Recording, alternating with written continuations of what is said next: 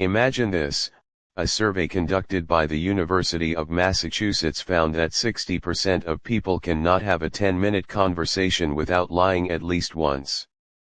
Even more surprising, most of these lies are told to those closest to us: family, friends, and partners. But why do we lie to the very people we care about most? Lying to someone we are close to is not always about deception or betrayal. In fact, it often comes from a much more complex place. Let's break it down, step by step. One of the most common reasons we lie to loved ones is to protect their feelings.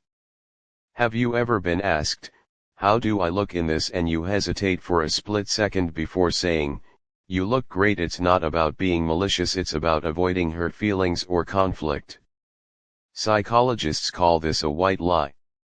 These lies are often told with good intentions, but over time, they can lead to deeper issues if they pile up or become a habit. Lying also becomes a tool to avoid conflict.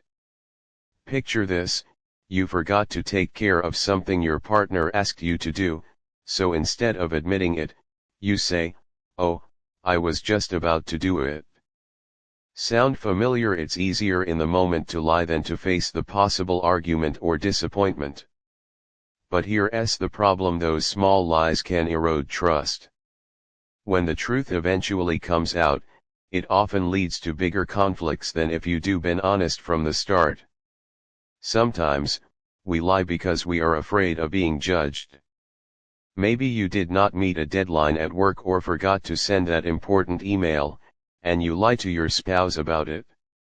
It's not because you do not trust them, it's because you're embarrassed. Being vulnerable can be scary, even with the people we trust most. But here's the truth: avoiding judgment through lies only deepens insecurities. There's also the instinct of self-preservation. Sometimes, we lie to protect ourselves, whether from consequences, blame, or even shame.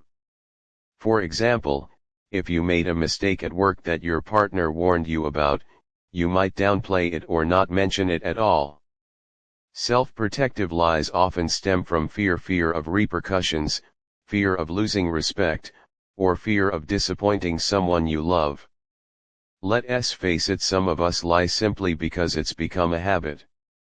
Little fibs about why you're late, forgetting plans, or even exaggerating stories can snowball into a pattern of dishonesty.